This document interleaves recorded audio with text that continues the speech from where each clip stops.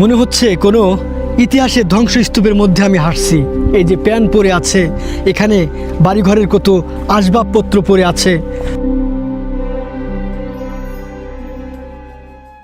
আজকে আমি আপনাদেরকে এমন এক চরের গল্প শোনাতে এসেছি, এমন এক জনপদের দুর্দশার কথা দেখাতে এসেছি যা দেখে আপনি ভাবতে বাধ্য হবেন, মানুষের জীবন কি সত্যিই এত কষ্টের হতে পারে, যেখানে দাঁড়ালেই মনে হয় কোনো যুদ্ধ বিধ্বস্ত ধ্বংসস্তূপের মাঝে দাঁড়িয়ে আছি, যেখানে একসময় শত শত মানুষের বসবাস ছিল হাসি কান্না, দৌড়ঝাঁপ আর কোলাহল। সেই জায়গাটায় আজ নিঃশব্দ, নির্জন ও হাহাকারে ভরা। এই ব্রহ্মপুত্র নদীটা আগের খুব অত্যাচার করতেছে। অধিক আঙ্গের বাড়ি ছিল, ওখানে ভাইঙ্গা মানে ঘর বাড়ি ঢালাই উঠে ভাষা দিছি, দিয়ে এর পরে মেম্বারসে ওনারা আঙ্গের রুমে তুলে দিল। সেই রুমে তুলে দিলাম যে বসবাস করমু, কিছুদিন থাকমু, ভালোই থাকলাম, কিন্তু তাও থাকা হাঁটতেছি না, থাকা হারলাম না। এখন এই যে ইট টিট ভাঙ্গা চূড়া ইট টিট তুইলে এখন যা ওয়াই আর কোথায় যাবো, কি সমাচার। আগের দিনে যেমন একটিমাত্র কূপ ঘিরে গ্রামের সবার জীবন আবর্তিত হতো, এই চরের মানুষও আজ নির্ভর করে একটিমাত্র টিউবওয়েলের উপর। সেই এইটুকু পানির উৎসকে ঘিরে জড়িয়ে আছে তাদের প্রতিদিনের বেঁচে থাকার লড়াই। এখানকার বাচ্চারা বড় হয় সব রকম সুযোগ সুবিধা থেকে বঞ্চিত থেকে। খেলাধুলা, ভালো স্কুল, চিকিৎসা এসব যেন তাদের কল্পলোকের জিনিস। ভবিষ্যৎকে সুন্দরভাবে কল্পনা করার সাহসও অনেকেরই আর থাকে না। হ্যাঁ বন্ধুরা, আজকে আমি আপনাদেরকে জানাবো খর্দু বাঁশপাতার চরের মানুষের এখনকার জীবন আর তখনকার জীবনের গল্প। কিভাবে নদী ভাঙন আর নির্মম বাস্তবতা এক জনপদের চেহারা পুরোপুরি বদলে দিয়েছে।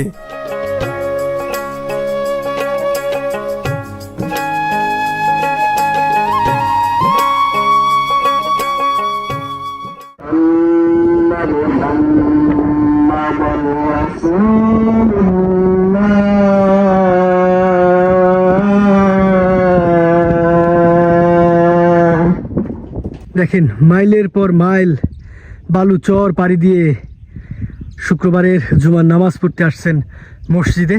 ভাই তোমরা শুক্রবারের নামাজ পড়তে আসতেছো? জি।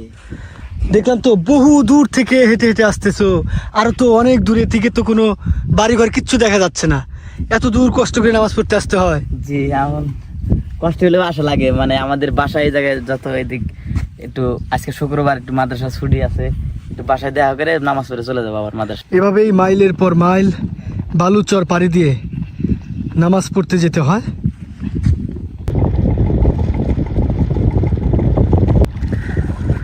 ওই পার থেকে নৌকা চলে আসলো আমাদেরকে।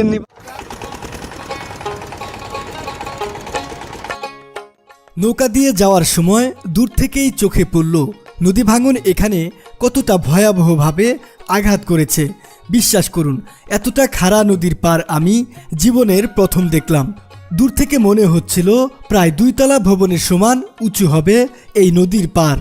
এই ভাঙা নদীর তীরেই দেখলাম মানুষের ব্যস্ততা। অন্য চরের মানুষের ব্যস্ততা যেমন একরকম, এই খদ্দুর বাঁশপাতার চরের ব্যস্ততা সম্পূর্ণ ভিন্ন রকম।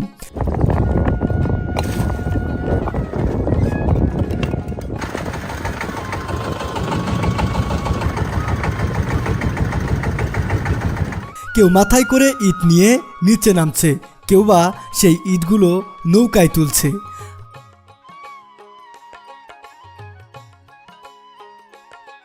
আমাদেরকে যে ছোট্ট 2 ভাই নৌকায় করে এপারে নামিয়ে দিল, তারাও হারিয়ে গেল নিজেদের কাজে।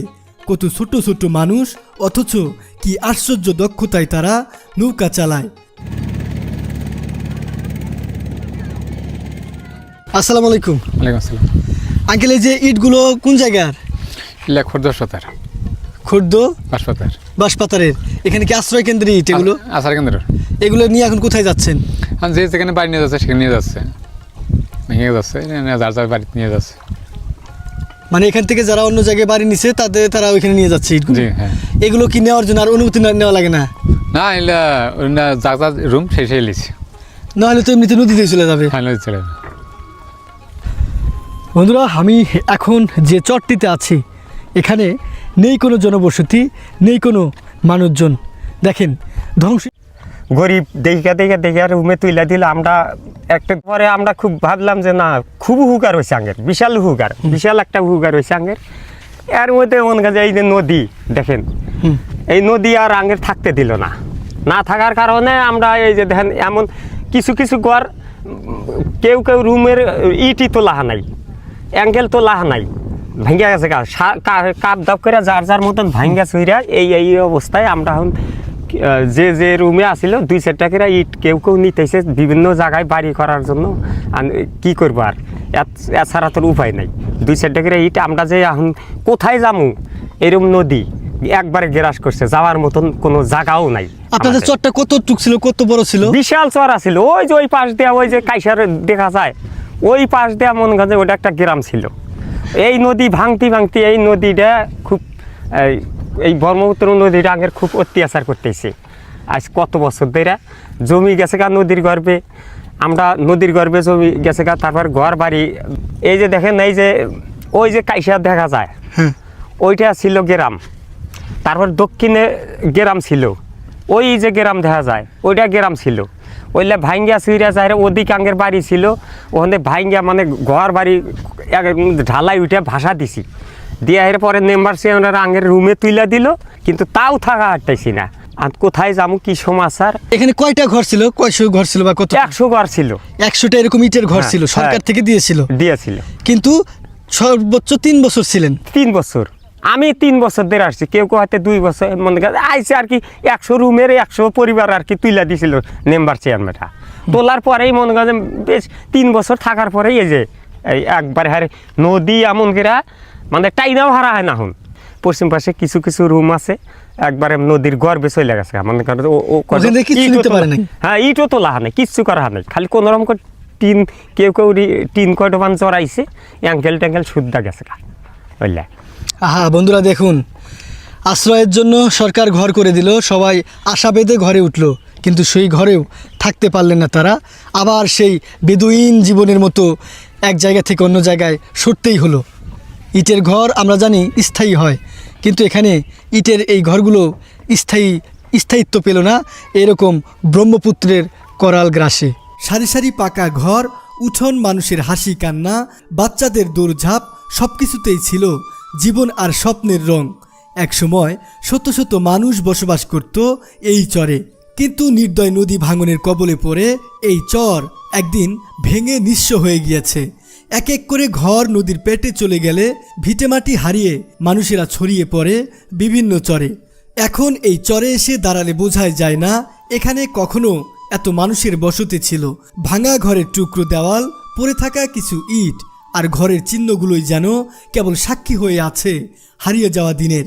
অনেকেই ভাঙা ঘরের ইট খুলে অন্য চরে নিয়ে গেছে, কেউ বা এখনো নিয়ে যাচ্ছে নতুন করে বাঁচার আশায় অন্য কোথাও নতুন ঘর তোলার জন্য। একসময় যেখানে শত পরিবার থাকতো, আজ সেখানে মাত্র 2-3টি পরিবার কোনো মতে টিকে আছে। এখানেই কি আপনার বাড়ি? এখানেই বাড়ি। বাড়ি কোনটা আপনার? বাড়ি এই যে পাশে, যে বাংলা, এই যে মসজিদের সামনে বাংলাটা। আচ্ছা, এখনো সরেন নাই? না, সরিনি। সবাই তো সরে গেছে, এখনো সরলেন না যে? আমি সরিনি, আমার জায়গা জোগা নাই, সেই কারণে সরিনি।